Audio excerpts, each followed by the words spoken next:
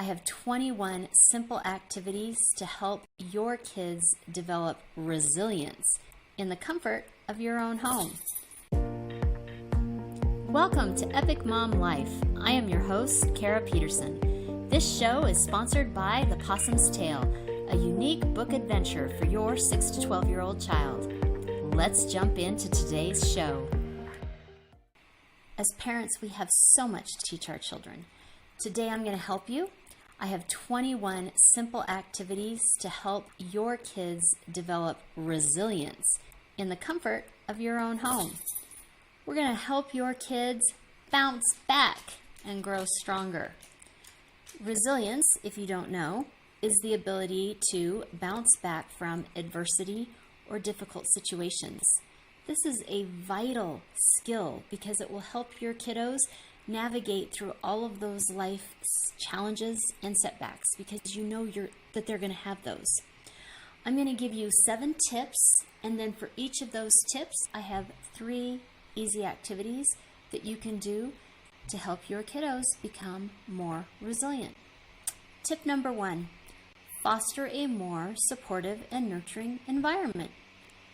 You are giving your children a strong foundation when you raise them in a nurturing environment. Emotional resilience is fostered by feelings of love, value, and support. This enables your children to better manage stress, regulate their emotions, and build positive relationships with others. Activity number 1, family bonding. Set aside a walking night or regular time for activities like family walks, game night, bike rides, or shared meals. Activity 2, create a safe space. We have a cuddle chair. I've talked about our cuddle chair. In that cuddle chair, you can go and you can cuddle up with me or someone else, but usually I'm the cuddler. I like cuddling. Read a book, grab some alone time. The safe space is designed in a place in your home where your child can go if they just need some quiet time, alone time, or to calm down, or if they want to talk to you about something that's difficult, you can use it for that too, and they know that they won't receive judgment or criticism. Activity number 3, emotional check-ins. This is great to teach and to show interest in others and to communicate your own feelings. We had a daily, what happened today and how do you feel about it? You can discuss feelings, experiences, or challenges for the week or the day, however you're able to manage this. Encourage confidentiality within the family and encourage interest among siblings. Tip 2, teach problem-solving skills. Children need to know how to solve problems as they are faced with them. This means we cannot teach a one-size-fits-all approach. We need to teach children instead how to equip themselves with learning how to analyze a situation, break it down into manageable parts, and explore different solutions. This empowers your children to take control over their own circumstances. Activity number 1, role play. Okay, I didn't love role play. It just was not my thing. But it is useful if your family likes it. The way I would modify it and change it is I would just do a, what would you do if? So you can ask questions about their situation and how it impacts them, their family, their community, the world, those kind of things. Then how would various solutions affect the same groups? So what would you do about homelessness? And then when they come up with a solution, you could say, okay, so how would that affect these groups of people? That's just a huge example. Activity 2, puzzle solving. Oh yeah, I know. I've shown pictures of my puzzles on my Facebook page. I'm a huge puzzler. I love puzzle solving. You would not think there's an actual strategy, but if you watch, people do puzzles differently. Puzzles require children to think critically and find solutions to challenges. Puzzle solving provides an opportunity for children to practice patience and develop the ability to handle frustration in a constructive manner.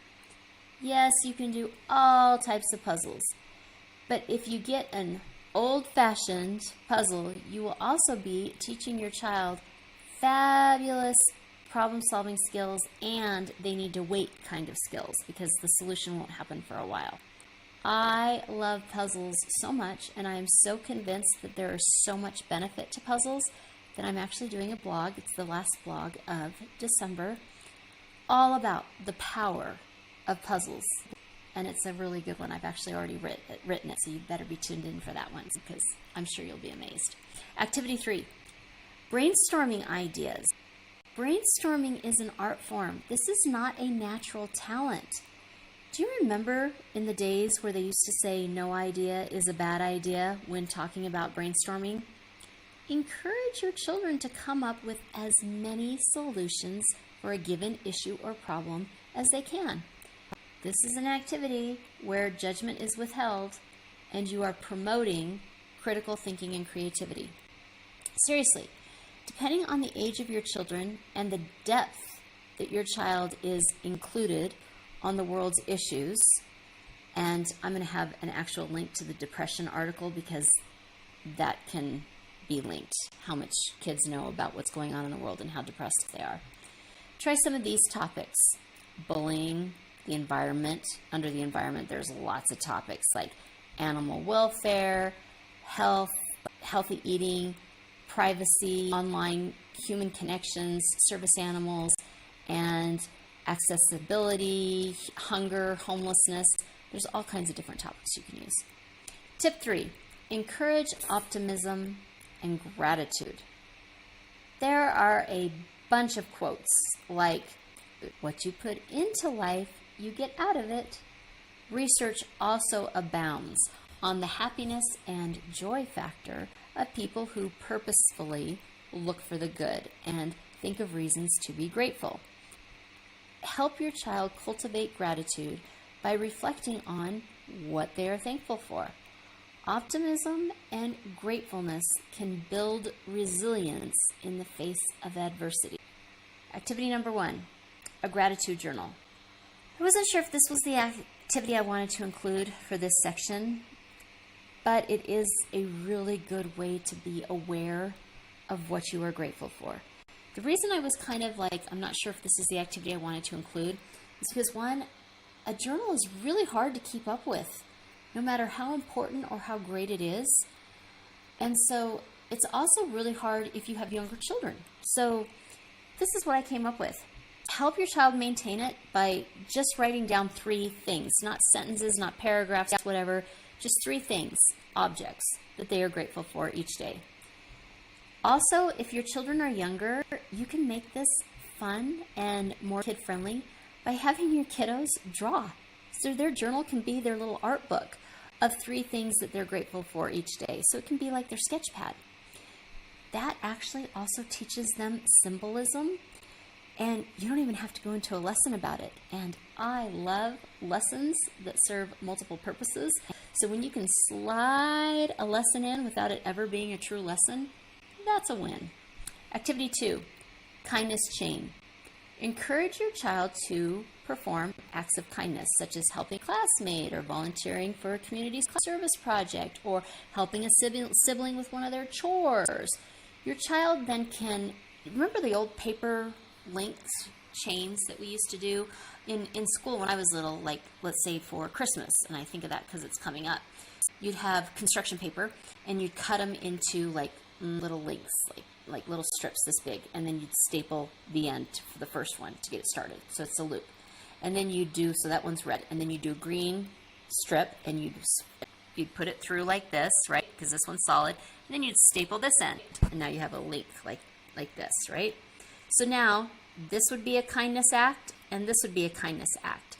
And your child can create a kindness act in a link in their chain for every act they complete. And they can put this all around their room, and they can actually write on that paper the act, just like with one word, and the date in which they completed it. And when they display this all around the banister or the house or in their room, it has a physical manifestation of the good that they have done. And this is a really great thing for them to see. And it makes them so proud. And they want their chain to be really long. Activity 3, Positive affirmations. Positive self-talk is very important. The voice we hear most often is the voice in our heads, and we tend to be very critical. So we want to hear, instead of that we're not measuring up, we want to practice positive self-talk by repeating affirmations like, I can handle challenges, or I am resilient. Well, that's like a big word for little kids. I created 36 amazingly simple and easy and not cheesy. And I say not cheesy because some of these affirmations, I gotta tell you, they make me cringe saying them. So I did really simple affirmations, and they're not cheesy or, I don't know, on another planet kind of affirmations. They're like solid, your feet are grounded here today. They all are on heart cutouts. So as a mom, you'll cut out the heart and the affirmation is there. And then the kiddo can put it on their mirror, or they can put it where in their lunchbox, they can see it wherever you want it to be. And it's meant to be for just that day, because it says, today I, and then it's an affirmation like, today I am a good friend. Today I am the best me I can be. So they're all very action oriented, and they're meant to be a today plan. So as your kiddo, no matter how young they are, goes throughout the day, they can be very focused on what today is. This is what I'm working on today. Because if it's too flowery, it kind of has no meaning. And if it's too much words, it's too hard to do, right? So we're just going for short, sweet, and it means a lot.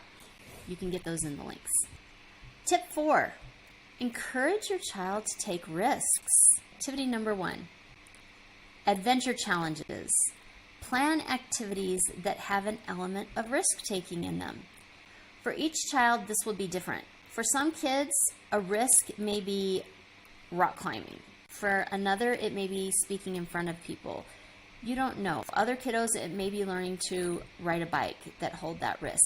But you're looking for areas that kind of help your kiddos go outside of their box, because chances are they're going to stumble a little bit. And then they're going to learn that they can get back on the bike, and that they'll learn how to ride the bike, or that they can continue talking and it will be okay. The point is they're going to learn that you'll stumble, but you'll keep going and it will be okay. Activity 2, debating or public speaking. Did you know that there's research that estimates 77% of the American population have anxiety over public speaking? I'm not one of those people. Help your child step out of their box and encourage them to participate in debates or public speaking competitions. I actually enrolled my youngest son in Toastmasters. Usually people think Toastmasters is for adults. Check your area. They may have a Toastmasters program for kiddos. They had one for my son when he was in high school. And he did it at the library, and there was only a small group of kids, but it was really beneficial for them. Public speaking helps them develop confidence, assertiveness, and the ability to handle pressure. Activity 3, entrepreneurial ventures. I am always amazed, my husband was one of these people, by people who say things like, oh, I started my first business when I was 11. Yeah, personally, I was the babysitter extraordinaire. I loved kids, I loved babysitting, but I was not an entrepreneurial spirit. In Unplugged and Unhappy, 100 Hobbies That Your Kids Will Love More Than Screens, I talk about, I have different sections, and I talk about family hobbies. For example, raising chickens and selling eggs, raising goats and making soap, and then selling the soap, raising bees and creating candles. So you guessed it, a lot of the things that you were doing together, you made products and you could sell them. Teaching your children to work and then learn how to create a product that you can then put in a marketplace, this is an incredibly valuable skill. These ventures will also provide opportunities for creativity, problem solving, and probably learning from failures. Tip 5, encourage a growth mindset. People say that all the time. They're not quite sure how that happens or what that means. Well, growth mindset is the belief that challenges and setbacks can be overcome with problem solving, strategy, and effort. By teaching your children to approach problems with a positive mindset, they see obstacles as opportunities for growth, not as a permanent setback. Activity number 1, stories. Share the stories of individuals who faced challenges but overcame them through perseverance and effort.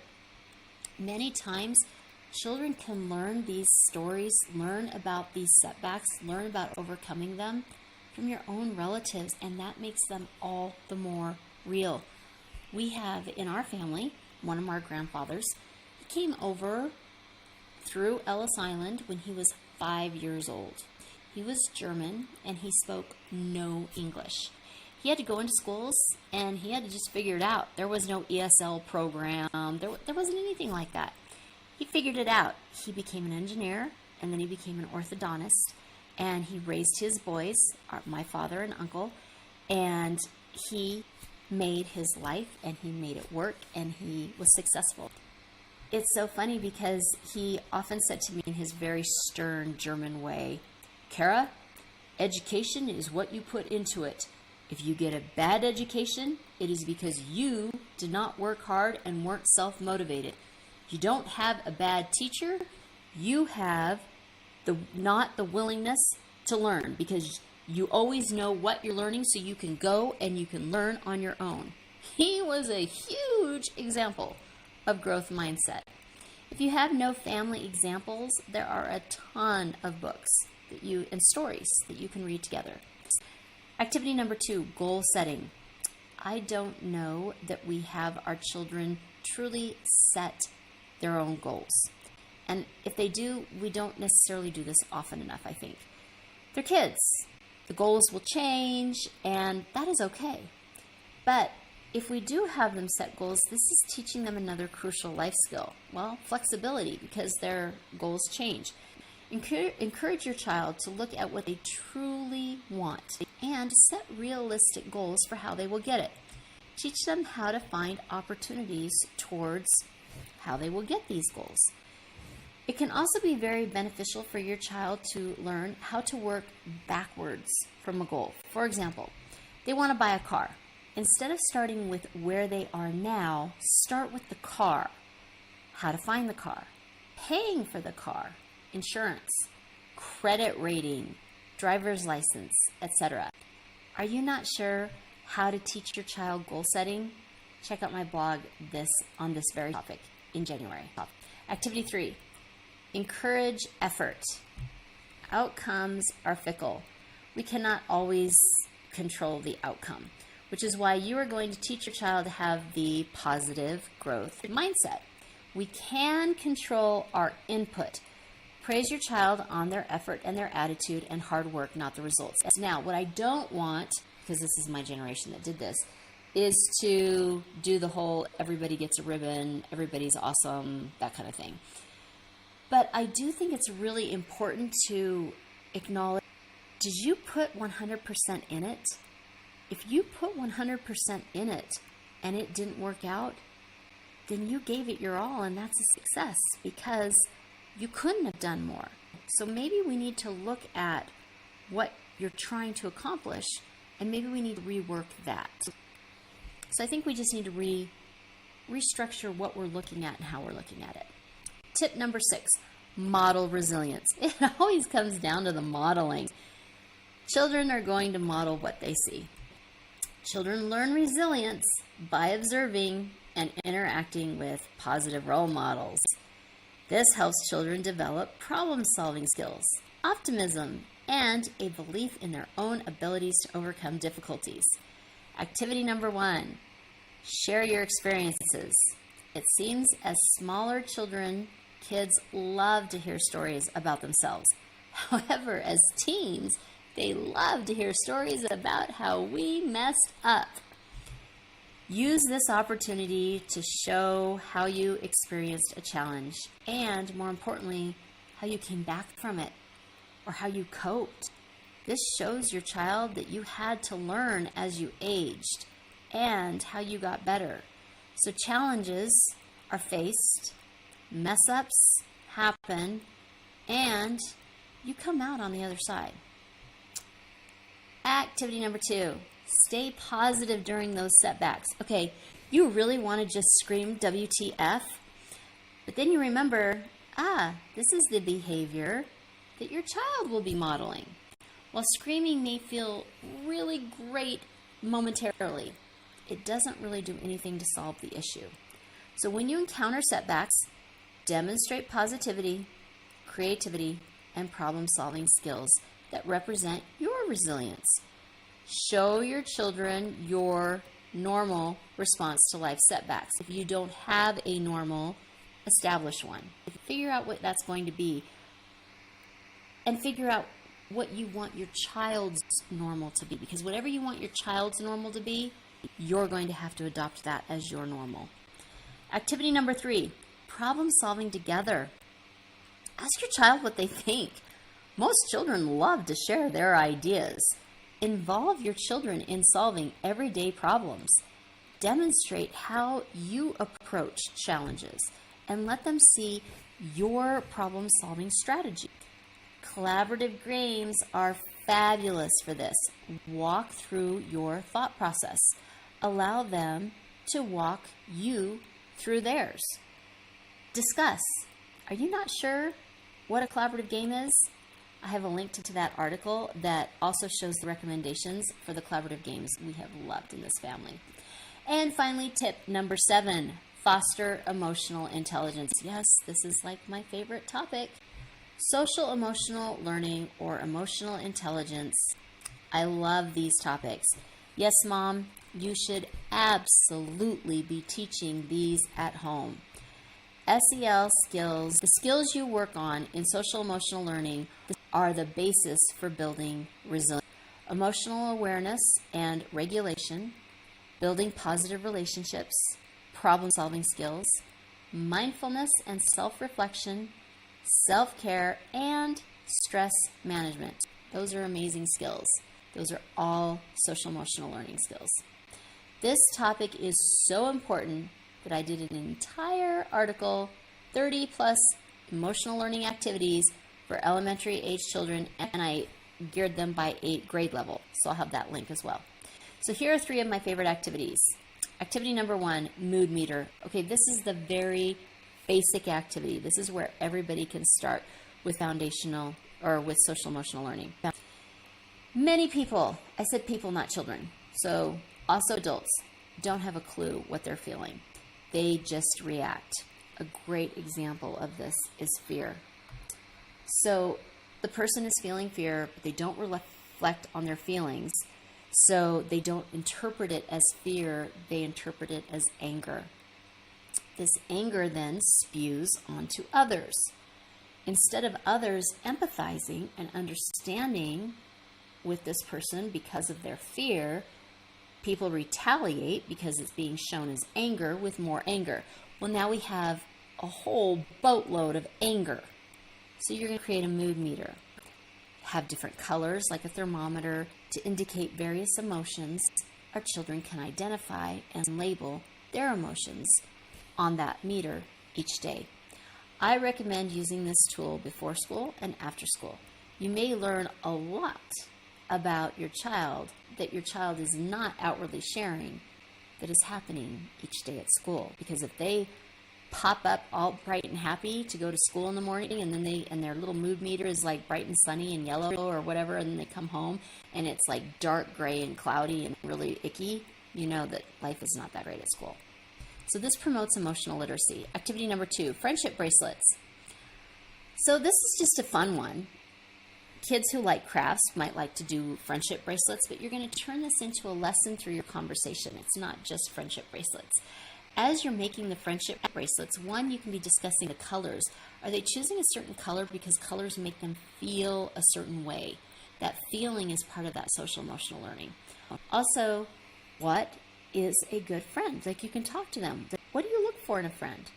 What do you like to be when you're a good friend? How do you show up as a good friend? So you can be talking about being a good friend and what you want in a friend. Activity number 3, emotions detective. I like the emotions detective because it has huge ramifications in this world of so many children showing up on the spectrum. Watch TV shows or movies and discuss the emotions and motivations of the characters.